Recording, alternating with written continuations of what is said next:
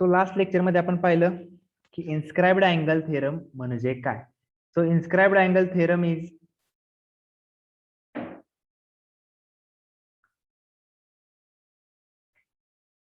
the measure of an angle inscribed is half of the measure of the arc intercepted by it. त्यांनीच intercept केलेला arc च्या मापाच्या half असतो तो. यालाच आपण दुसऱ्या भाषेत असं म्हणतो की जर एका आर्कनी एक अँगल सबस्टेंड केला असेल. सबस्टेंड करणे म्हणजे काय करणे तर तयार करणे किंवा त्या आर्कनी जो अँगल केलेला आहे at point on the circle तो काय असतो हाफ असतो. त्याच आर्कनी केलेल्या सेंट्रल अँगलच्या हाफ असतो. ते दोन्हीचा अर्थ एकच आहे आपण काल पाहिलं. तर याच्यावर आधारित आता कोरोलरीज आपल्याला पाहायच्या आहेत. तर त्या कोरोलरीज म्हणजे नथिंग एल्स तोच थिअरम आपल्याला यूज करून काही गोष्टी प्रूव्ह करायच्या असतात.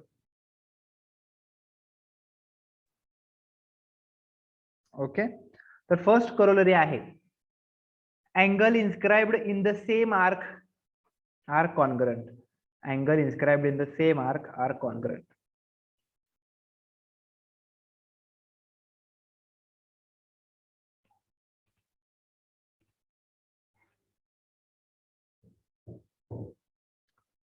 ही फर्स्ट कोरोलरी आहे. तर याच्यामध्ये आपल्याला काय करायचं आहे तर एकाच आर्कनी दोन अँगल समजा जर इन्स्क्राइब केले. एकाच आर्कनी दोन अँगल इन्स्क्राइब केले म्हणजे जसं की इथं आपण पाहू शकतो. राईट, तर हे आपल्याला प्रूव्ह करायचं आहे. पुस्तकात जरी प्रूफ दिलेलं नसेल तरी आपण सुद्धा ते लिहायचं आहे जेणेकरून हे क्वेश्चन्स एक्झामला येतील तर आपल्याला लिहायला जमले पाहिजेत. ठीक आहे, कोरोलरी सुद्धा विचारतात जरी ते दिलेले नसतील तरी पुस्तकात. तर आपल्याकडे काय आहे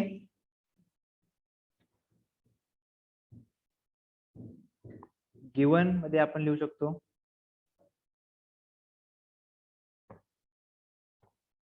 C is the center of the circle किंवा point C is the center of circle.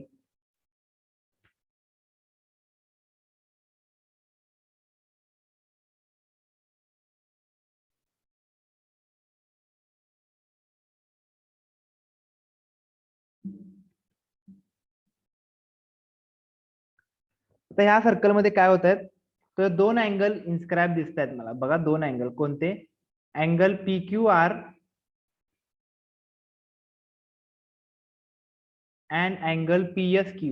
बरोबर आहे. हे दोन्ही अँगल काय आहेत PQR म्हणजे हा अँगल आणि PSR हा अँगल. PSQ नाही PSR. तर हे दोन्ही अँगल कोणत्या आर्कनी इन्स्क्राइब्ड केले आहेत बघा. तर PQR म्हणू शकता तुम्ही किंवा PSR म्हणू शकता. कोणत्या आर्कनी इन्स्क्राइब केले आहेत तर are inscribed in the same arc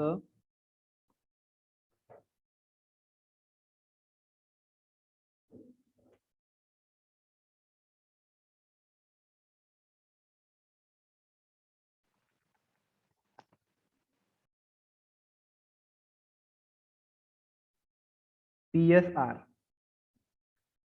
ह्या पूर्ण आर्क मध्ये P पासून S पासून R मध्ये हे दोन्हीही आहेत. राईट, कारण P आणि R हे दोन्ही एंड पॉइंट्स आहेत ना त्यांचे. त्या एंड पॉइंट्सनी केलेले अँगल आहेत म्हणून आपण त्या सेम आर्कनी इन्स्क्राइब्ड केलेत असं म्हणतोय. तर तसं असेल तर आपल्याला प्रूव्ह करायचं आहे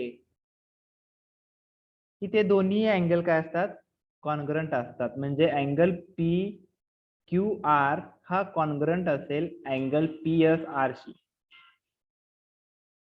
हे आपल्याला प्रूव्ह करायचं आहे. तर हे प्रूव्ह करताना आपल्याला इन्स्क्राइब्ड अँगल थिअरमची मदत घ्यावी लागते. सुरुवातीला तर आपल्याला माहिती आहे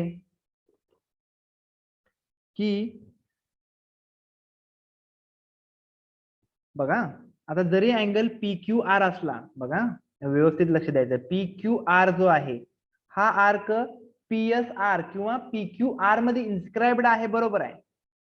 बट त्या अँगलनी इंटरसेप्ट केलेला आर्क कोणता आहे, तर पीटीआर.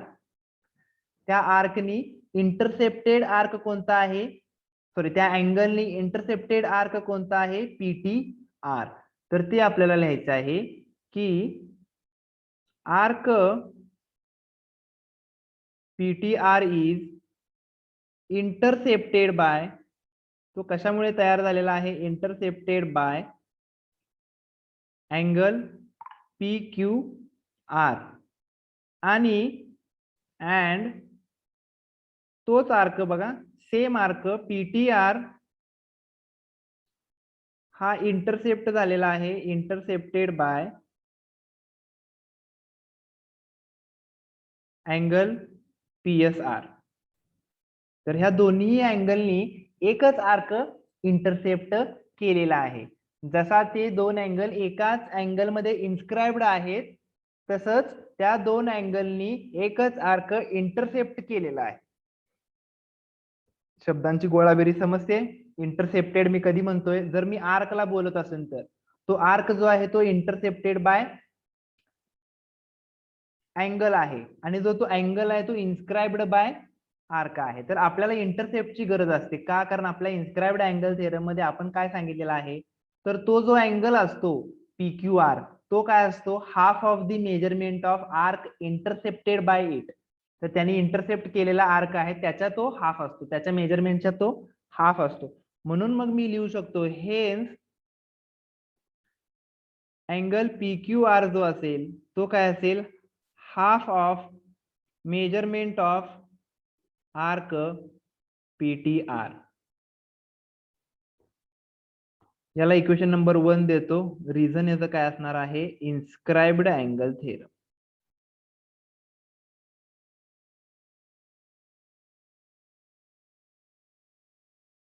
त्याने इंटरसेप्ट केलेल्या आर्कचा हाफ असणार आहे तो. अँड तसंच काय असणार आहे, दुसरा जो आहे माझा तो कोणता आहे, अँगल पीएस आर, तो सुद्धा काय असणार आहे, half of measure of same arc, त्याच आर्कचा तो पण निम्मा असणार आहे. म्हणजेच काय हो, तर दोन्ही जे अँगल आहेत ते सेम आर्कच्या निम्मे आहेत ना, निम्म्या मेजरचे आहेत, म्हणून मी त्यांना काय म्हणू शकतो, इक्वल म्हणू शकतो, कारण ते दोन्ही आर्कच्या निम्मे आहेत.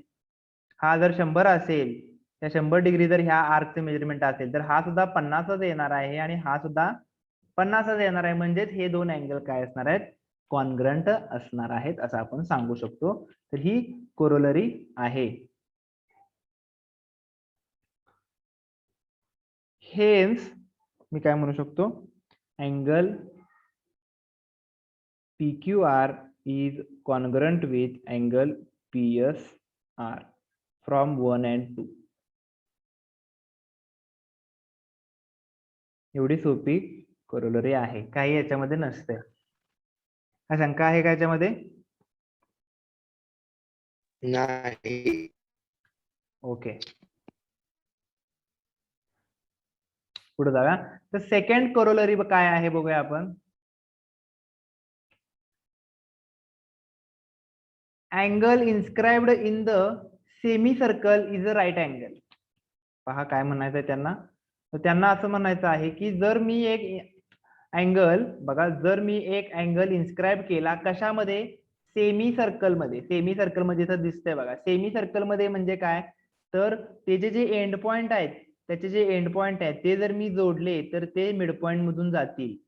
त्याचे एंड पॉइंट जर मी जोडले तर ते कुठून जातील, मिड पॉइंट वरून जाणार आहेत. म्हणजेच एसी हा काय आहे, डायमीटर असणार आहे. एसी हा डायमीटर असेल आणि त्यावेळी जर मी एक अँगल तयार करत असेल, अँगल इन्स्क्राइब करत असेल, तर तो कसा असणार आहे, तर तो असणार आहे राईट अँगल, म्हणजेच 90 अंशाचा असणार आहे. बघा ते कसं प्रूफ होईल.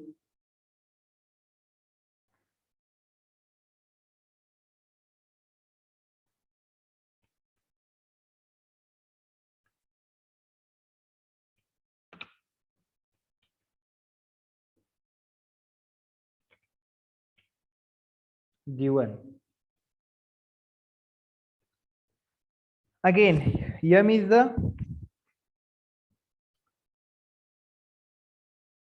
point, m is centre of circle.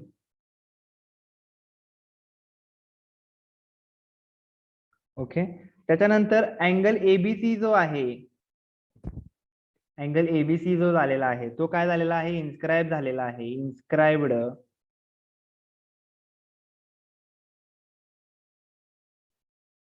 In arc ABC. आणि आर्क एबीसी जो आहे तो बघा, इज सेमी सर्कल.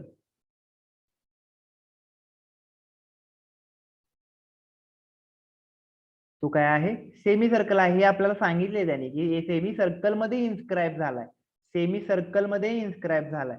बघा, सेमी सर्कल आहे इथून इथं, त्याच्यामध्ये इन्स्क्राईब झालेला आहे तो. तर त्याचं मेजरमेंट 90 अंश असेल हे आपल्याला सांगायचं आहे. टू प्रूव्ह मध्ये मग काय लिहायला लागेल आपल्याला, तर अँगल एबीसी जो आहे तो किती असेल, 90 अंश असेल. तो किती असेल, 90 डिग्री असेल. हे आपल्याला प्रूव्ह करायचं आहे. तर प्रूफ आपल्याला माहिती आहे की अँगल एबीसीचं मेजरमेंट काय असतं, half of the arc. Half of arc कोणता आर्क, त्यांनी इंटरसेप्ट केलेला आर्क. बघा काळजीपूर्वक, त्यांनी इंटरसेप्ट केलेला. आता एबीसीनी इंटरसेप्ट केलेला आर्क कोणता हो, तर खालचा AXC जो दुसरा सेमी सर्कल आहे तो त्यांनी इंटरसेप्ट केलेला आहे. म्हणून इथं लिहिताना मेजरमेंट ऑफ आर्क AXC लिहायचं आहे. पुढे याला इक्वेशन नंबर 1 देऊया आणि reason inscribed angle theorem.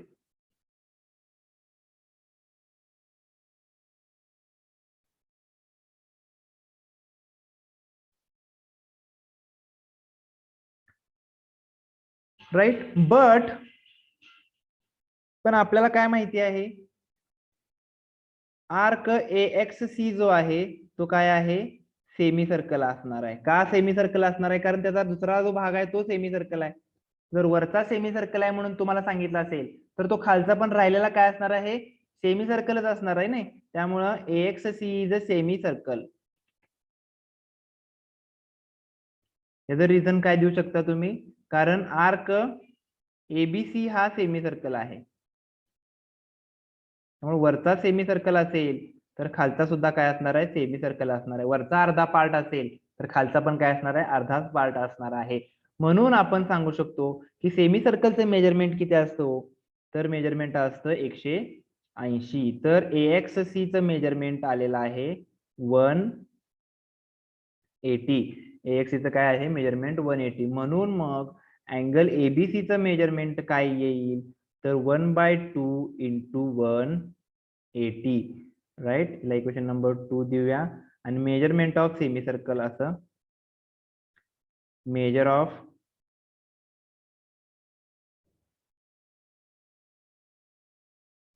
Semi circle from 1 and 2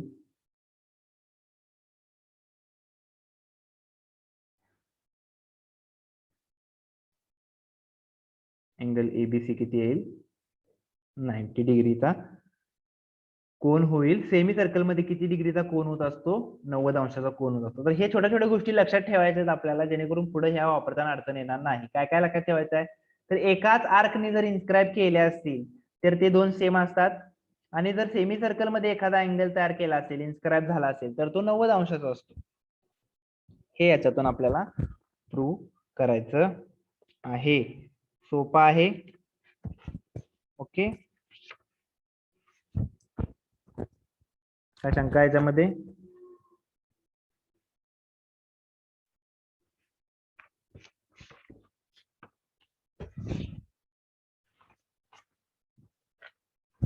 okay. तर आपण आता पुढे जाऊया. तर हे झाले इन्स्क्राइब्ड अँगलचे थेरम. इन्स्क्राइब्ड अँगल ह्या चॅप्टर मधला सर्वात महत्वाचा थेरम राहणार आहे. त्याच्यामुळे व्यवस्थित लक्षात ठेवायचा आहे, समजून घ्यायचा आहे.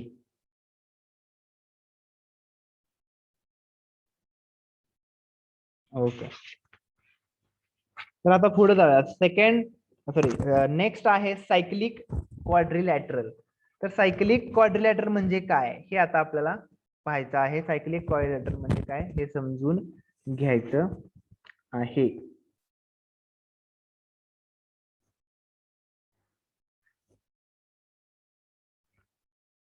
इथपर्यंत काय कोणाला शंका आहे? ओके, ठीक आहे. पुढं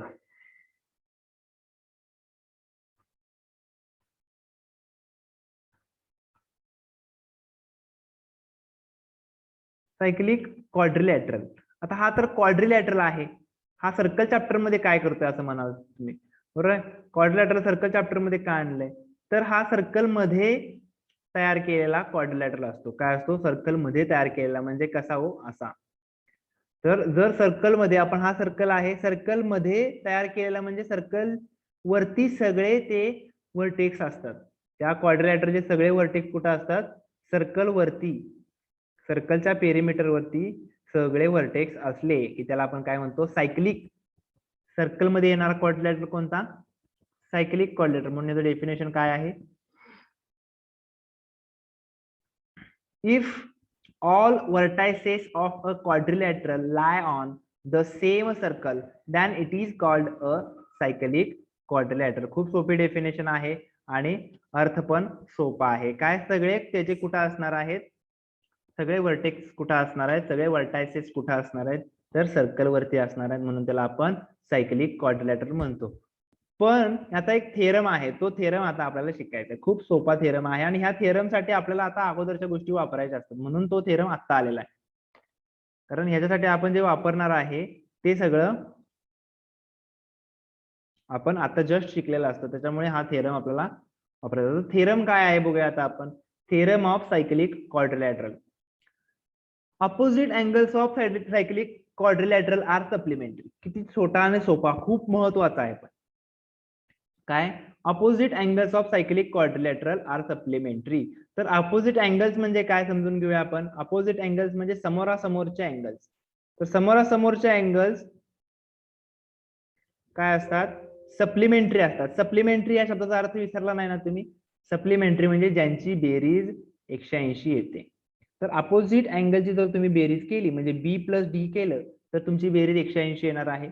आणि ए प्लस सी केलं तर त्यांची सुद्धा बेरीज 180 येणार आहे. तर सायक्लिक क्वाड्रिलॅटरल जर तो असेल, सायक्लिक क्वाड्रिलॅटरल जर तो असेल तर त्यांच्या अपोजिट अँगलची बेरीज 180 येते. म्हणजेच ते सप्लिमेंटरी असतात. ओके, तर हे थेरमचं स्टेटमेंट आहे. आता हे थेरमचं स्टेटमेंट आहे म्हटल्यानंतर आपल्याला थेरम प्रूव्ह करताना गिवन मध्ये काय लिहिता येईल? तर डायरेक्टली आपण सांगूया quadrilateral ABCD is a cyclic quadrilateral.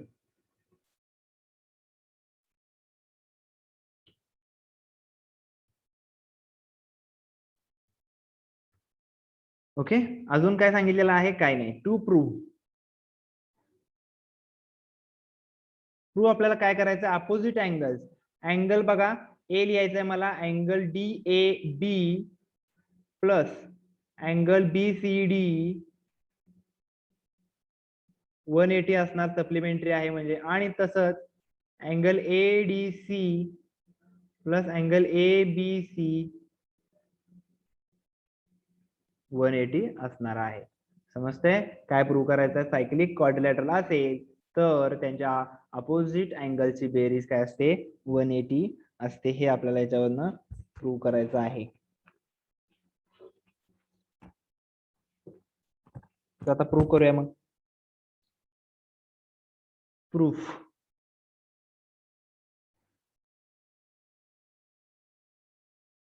आता इथं बघा, ज्या अँगल बद्दल आपण चर्चा करणार आहे, कोणत्या अँगल बद्दल? समजा पहिल्यांदा बी आणि डी बद्दलच बोलूया आपण.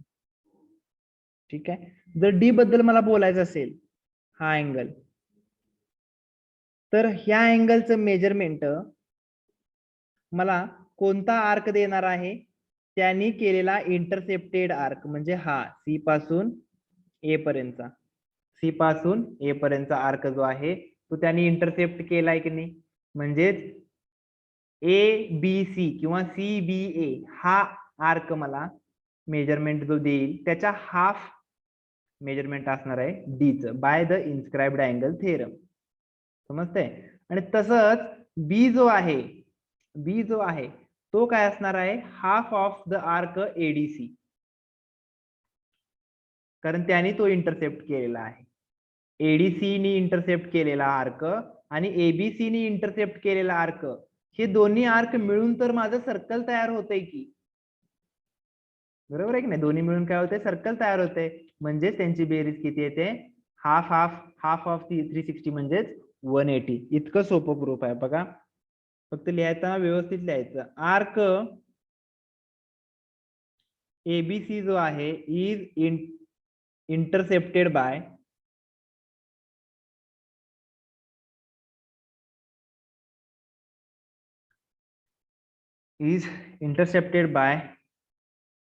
Angle ADC. बरोबर आहे का?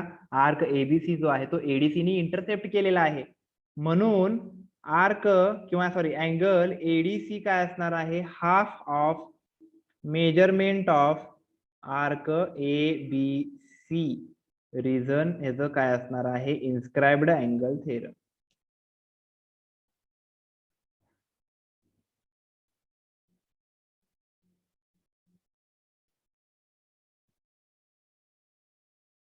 आता सिमिलरली मी बी च्या बाबतीमध्ये बोलतो.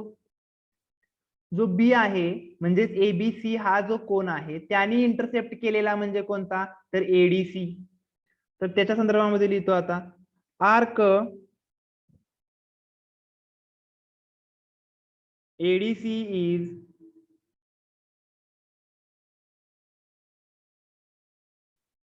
Intercepted by angle ABC. Hence angle ABC हा काय असेल half of measurement of arc ADC. Same reason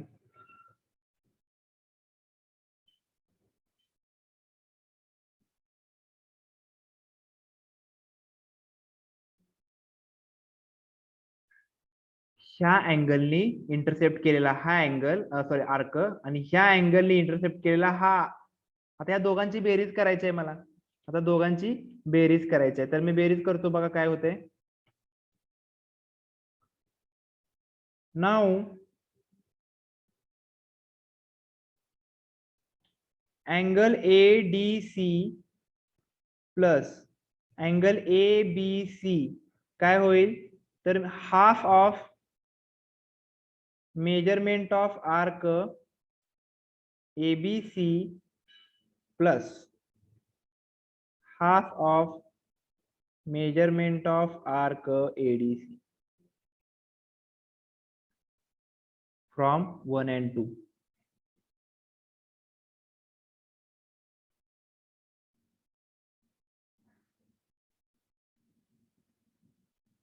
आता त्यांची बेरीज केल्यानंतर मी काय करतो हाफ थोडस बाहेर काढतो. हाफ बाहेर काढल्यानंतर आतमध्ये काय measurement of arc ABC plus measurement of arc ADC. म्हणजेच काय होते हो हाफ ऑफ हे एबीसी आणि एडीसी हे काय आहे मिळून होते माझं पूर्ण सर्कल. सर्कलचं किती माप असतं 360. पुढे इथे लिहूया arc ABC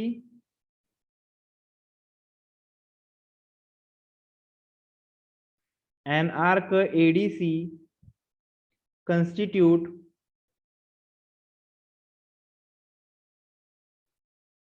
a complete circle.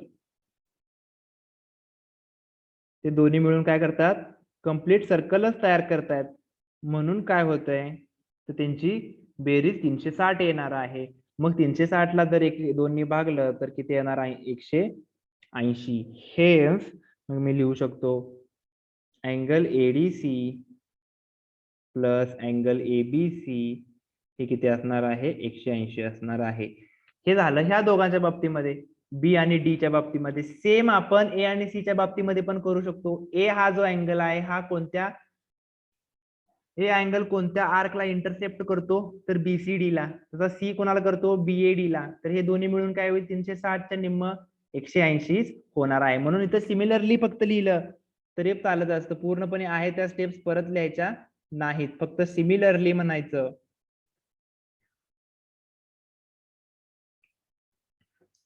Similarly म्हणायचं काय तर अँगल कोणते अँगल आहेत ते अँगल डीएबी किंवा बीएडी आणि BCD, BOD and BCD, angle BOD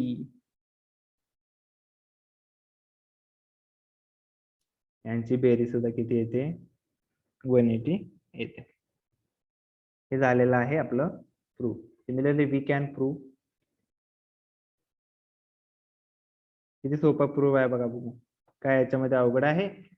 inscribed angle एकदा तुम्हाला समजला नेमकं काय आहे, की आपल्याला ह्या गोष्टी भरपूर सोप्या वाटतात, काहीच नाही आहे. तर त्यांनी इंटरसेप्ट केलेला आर्क बघायचा फक्त. हा अँगल आहे म्हटल्यानंतर त्यांनी इंटरसेप्ट केलेला, हा अँगल आहे म्हटलं त्यांनी इंटरसेप्ट केलेला, तर ते दोन्ही मिळून काय होत आहेत 360 होतात आणि ते निम्म करावं लागतं आपल्याला, कारण ते हाफ असतो म्हणून.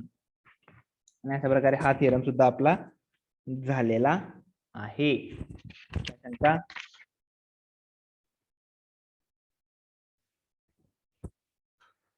आता ह्याचा एक कोरोलरी आहे, लगेच खाली दिलेला आहे, तर तो कोरोलरी पण आपण बघूया.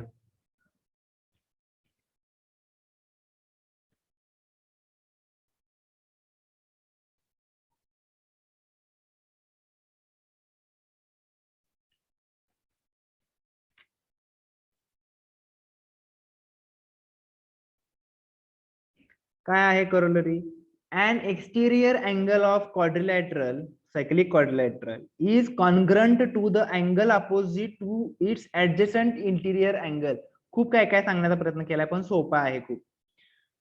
काय सांगण्याचा प्रयत्न केला आपल्याला, तिथं डायग्राम काढावी लागणार आहे. बघा काय म्हणतायत ते. समजा माझ्याकडे सर्कल आहे, सर्कल मध्ये सायक्लिक क्वाड्रिलॅटरल आहे. ओके, तर exterior angle of cyclic quadrilateral, exterior angle cyclic क्वाड्रिलॅटरलचा कुठं असतो? ही मी लाईन एक्सटेंड केल्यानंतर,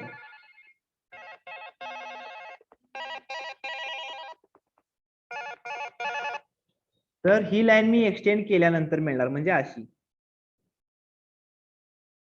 तर तिथं मला एक्सटिरियर अँगल मिळतो. कुठे? आता एक्सटिरियर अँगल भरपूर असतात, पण प्रत्येक एक्सटिरियर अँगल बद्दल नाही, आपल्याला फक्त एकाच एक्सटिरियर अँगल बद्दल सांगायचं, बाकी सगळ्यांबरोबर होईलच ते. तर हा एक्सटिरियर अँगल आहे, ह्याची मेजरमेंट आपण कुठून काढू शकतो, किंवा हा कॉन्ग्रंट कुणाशी असतो? हा कॉन्ग्रंट कुणाशी असतो मी दाखवलेला, तर हा राईट अँगल नाही आहे, मी आपल्याला दाखवतोय. हा, तर हा जो अँगल आहे हा कॉन्ग्रंट कुणाशी असतो? तर angle opposite to its adjacent interior angle, म्हणजे ह्याचा इंटिरियर अँगल हा,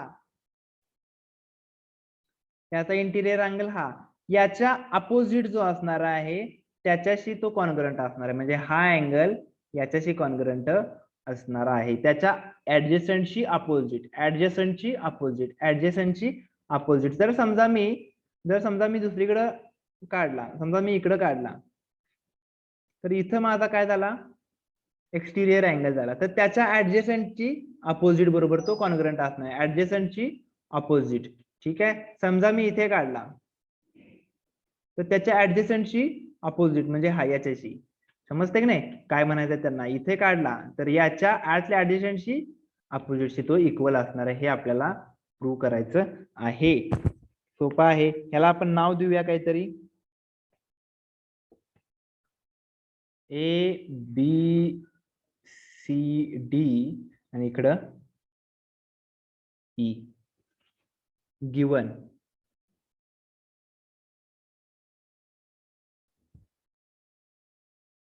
प्रथम तर आपल्याला सांगतायत की एबीसीडी हा काय आहे, सायक्लिक क्वाड्रिलॅटरल आहे.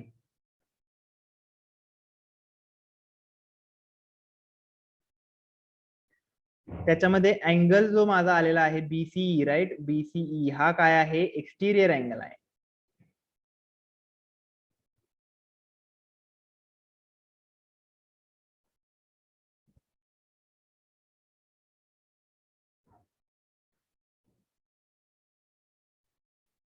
टू प्रूव्ह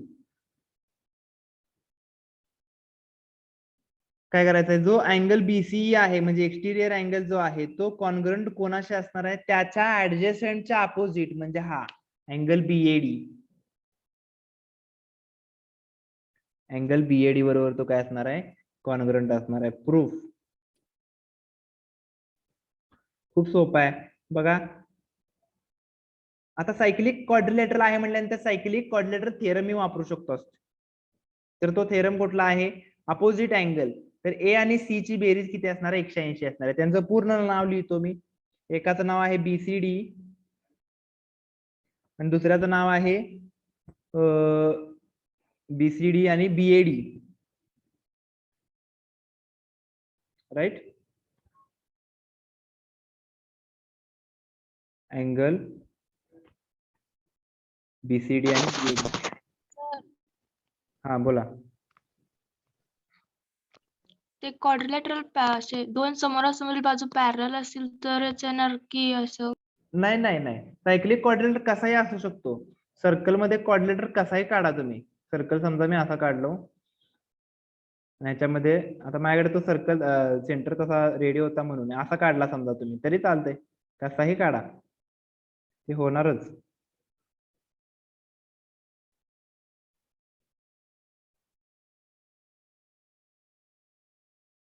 ठीक आहे, कसाही काढा, काही प्रॉब्लेम नसतो, फक्त क्वाड्रिलेटर आला पाहिजे असा.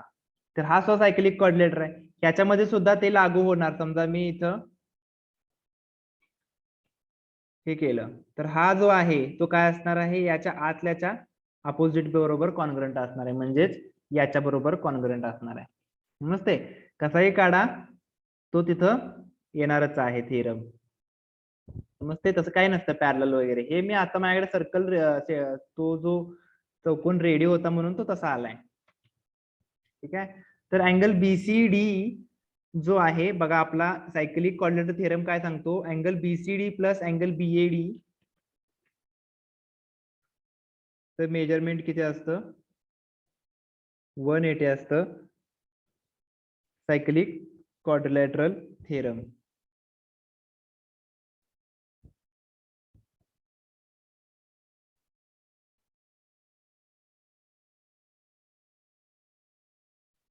ठीक आहे, हे झालं 1 नंबरचं इक्वेशन. पण मला हेही माहिती आहे की हे दोन एक्सटिरियर इंटिरियर जे आहेत, म्हणजे हा एक्सटिरियर आणि त्याच्या आतला, ह्या दोघांचं पण एक रिलेशन आहे पहिल्यापासूनच. तर ते अँगल्स इन लिनियर पेअर असतात पहिल्यापासूनच. ते काय असतात, अँगल्स इन लिनियर पेअर असतात. बट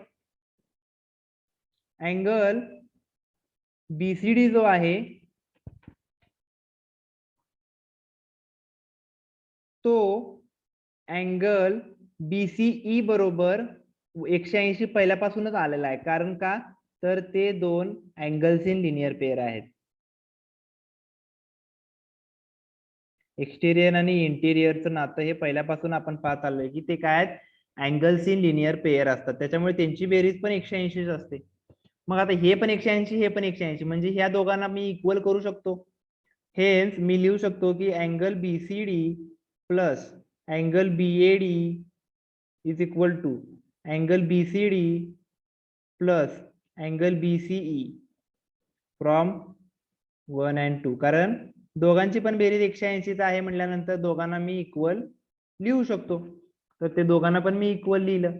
मग ह्यातला बीसीडी बीसीडी काय होईल, कॅन्सल होईल, दोन्हीकडे तो आहे. मग काय राहिला, BOD is congruent with angle BCE राहिला. समजते. तर अशा प्रकारे हे आपल्याला प्रूव्ह करता येईल. खूप सोपं आहे. सोपं आहे की नाही प्रूफ. हे आतला जो अँगल आहे आपण ज्याला एक्सटिरियर म्हणतो, सॉरी इंटिरियर आहे, तो इंटिरियर आणि हा एक्सटिरियर अँगल पहिल्यापासूनच 180 बेरीजचे होते. पण आता आपल्याला नवीन थेरम जो आला तो थेरम सांगतो की ह्या दोघांची पण बेरीज 180 आहे. ह्या दोघांची बेरीज 180, ह्या दोघांची बेरीज 180, म्हणजेच काय, हा आणि हा काय इक्वल आहे. हा ह्याची बेरीज याच्या बरोबर कर किंवा याची याच्या बरोबर कर, एकच झालं. तुमच्या दोघांची पण 180 बेरीज येणार आहे. म्हणून आपण सांगतो की एक्सटिरियर अँगल जो असतो क्वाड्रिलॅटरलचा तो काय असतो, congruent to the opposite angle of adjacent angle. Opposite ऍडजेसंटच्या अपोजिट हा काय असतो, कॉन्ग्रुएंट असतो. तर हे झाले सायक्लिक क्वाड्रिलॅटरचा कोरोलरी. ओके, आज भरपूर आपण थेरम घेतलेले आहेत. भरपूर म्हणजे 3च घेतलेत ऍक्च्युली, 4. ठीक आहे. तर या थेरम मध्ये काय शंका असेल तर विचारा. कुठला थेरम? 1 मिनिट आपल्याकडे आहे. काय शंका असेल तर विचारा पटकन. आणि दोन्ही तुमच्या ज्या नोट्स आहेत लेन्स आणि रिफ्रॅक्शन ऑफ लाईटच्या, त्या ग्रुपवरती आलेल्या आहेत, तुम्ही चेक करू शकताय.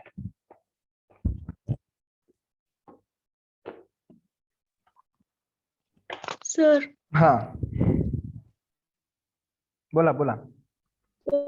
Last theorem second equation prove adjacent angles लिहिलं तर चालतं.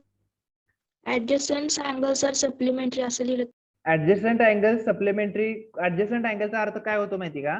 ऍडजस्टंट अँगलचा अर्थ होतो बाजूचा, पण असा पण अर्थ होतो. ऍडजस्टंट हा कुठला आहे? ऍडजस्टंट इंटिरियर अँगल आहे, लक्षात ठेवा. ऍडजस्टंटचा अर्थ असा पण होतो, हा सी आहे ना, हा सी ह्या बी शी पण ऍडजस्टंट आहे. तर त्याचा अर्थ ड्युअल निघतो. आपल्याला सांगावं लागतं पर्टिक्युलर की adjacent angle, interior angle of adjacent exterior angle, असं. सॉरी, इंटिरियर काय ऍडजस्टंट इंटिरियर अँगल असं सांगायला लागणार. तर त्यांची बेरीज आपल्याला ऍक्च्युली तुम्हाला रिझन हेच लिहावं लागणार आहे, अँगल्स इन लिनियर पेअर. तुम्ही हे प्रॉपर रिझन राहील अँगल्स इन लिनियर पेअर. तसं तुम्ही रिझन नाही सांगू शकत, कारण हे लिनियर पेअर मधले आहे. ते सगळ्यात पहिला आपण थेरम शिकलेलो आहे. त्यामुळे हा थेरमच तुम्हाला नाव वापरायचं, कारण सवय असते बऱ्याच जणांना हेच थेरमचं नाव. हे इकडे बघतात, चेक करणारे काय करतात, या साईडला बघतात, हा हे लिहिलंय हे लिहिलंय, हे इकडे बघत सुद्धा नाही तुम्ही काय नाव लिहिलेत. तुम्हाला जर हे माहिती असेल तुम्ही काय वापरणार आहे, तर तुम्ही इकडे बघत सुद्धा नाही. ते जर वेगळं वाटलं काय, तर मग ते इकडे चेक करतात.